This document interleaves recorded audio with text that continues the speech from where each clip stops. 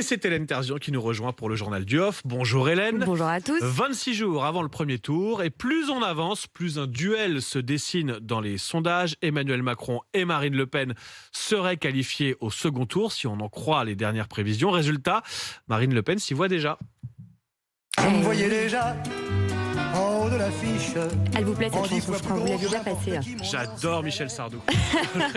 Je voulais passer du Aznavour, moi. Bon, elle s'y voit déjà, d'abord, parce qu'elle pense que sa stratégie de parler pouvoir d'achat paye, surtout dans le contexte. Elle se veut aujourd'hui Madame Pouvoir d'achat. Hier, elle a donné une conférence de presse, l'occasion toujours de se poser en protectrice, insistent ses équipes, et dégrainer ses mesures. Suppression de la TVA sur un panier de produits de première nécessité, baisse de la TVA de 20 à 5,5% sur les carburants, le gaz et l'électricité. Ça, c'est l'archétype de la promesse populiste, raille un député de la majorité. Et Marine Le Pen qui s'y voit tellement qu'elle refuse de débattre avec Valérie Pécresse. Oui, cela faisait un petit moment que la candidate du RN freinait des quatre fers. C'est en regardant sa rivale LR débattre avec Zemmour dans sa chambre d'hôtel, en marge d'un déplacement, qu'elle aurait fini d'être convaincue. C'était consternant, nous dit un de ses proches, un combat de caniveau.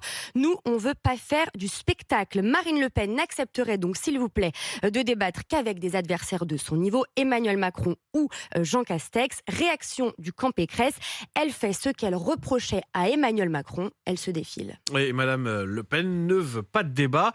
Elle regarde même de très loin ses anciens alliés qui s'unissent. Mais oui, vous avez suivi ça, j'imagine. Depuis hier, Florian Philippot, son ex-bras droit, soutient Nicolas Dupont-Aignan, son ex-futur Premier ministre. Est-ce que vous suivez ? Ouais, c'est un tournant de la campagne. Voilà, un game changer. Allez.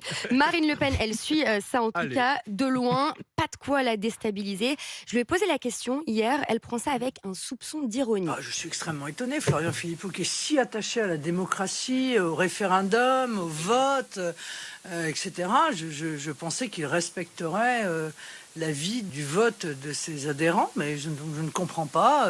Voilà, allusion ici au fait que les militants du parti de Florian Philippot avaient pourtant voté pour rallier Éric Zemmour. Bref, au RN, ce duo de souverainistes fait sourire. Ils ne peuvent pas se piffrer, ricane un proche de Marine Le Pen. Un autre fait le compte à voix haute. Dupont-Aignan est crédité de 1,52 dans les sondages. Philippot faisait aller 0,5 quand il était testé. Bref, ça n'ira pas loin. Ouais, alors voilà pour la campagne de Marine Le Pen. 2 infos en plus, Hélène. On l'a appris hier, Emmanuel Macron va donner une conférence de presse jeudi. Ouais, 3 heures à Aubervilliers en Seine-Saint-Denis pour présenter son programme. Alors attention, quand Emmanuel Macron annonce 3 heures, en réalité ça peut durer 5 4, heures. 5, notre reporter Paul Barcelone doit bien se préparer, je crois. Ouais. Le rendez-vous a été calé ce week-end, nous dit un de ses proches. Difficile de ne pas y voir un changement de braquet pour montrer qu'il est passé en mode candidat, qu'il n'évite pas le réel. Dans la foulée, le président doit, d'après les informations de Paul Barcelone, justement, il doit se rendre à Pau dans un format grand débat. Une quinzaine de personnes poseront des questions sélectionnées par la presse locale. Meilleure garantie d'impartialité, confie un stratège de la majorité. Façon d'éviter, vous savez ce qui s'est passé à Poissy, oui. Entendez, un débat trop cadré, des intervenants choisis. Oui, même si le maire de Pau s'appelle Carl Olive. François Bayrou. Bien C'était Carl Olive. Carl Olive à Poissy. François Bayrou à Pau. Donc, a priori, il jouera aussi un peu à domicile, Emmanuel Macron. Et puis, Hélène, vous avez regardé l'émission hier soir sur TF1 avec les 8 candidats à la présidentielle. 8 des 12. Alors, verdict. Alors, il y en a une dont la performance a été saluée même chez certains de ses adversaires. C'est Marine Le Pen. Elle était pas mal, concède un macroniste, avec des mesures précises et efficaces. Un zémouriste m'a même dit qu'elle était carrément correcte. Autre candidat qui a fait beaucoup réagir, c'est Fabien Roussel.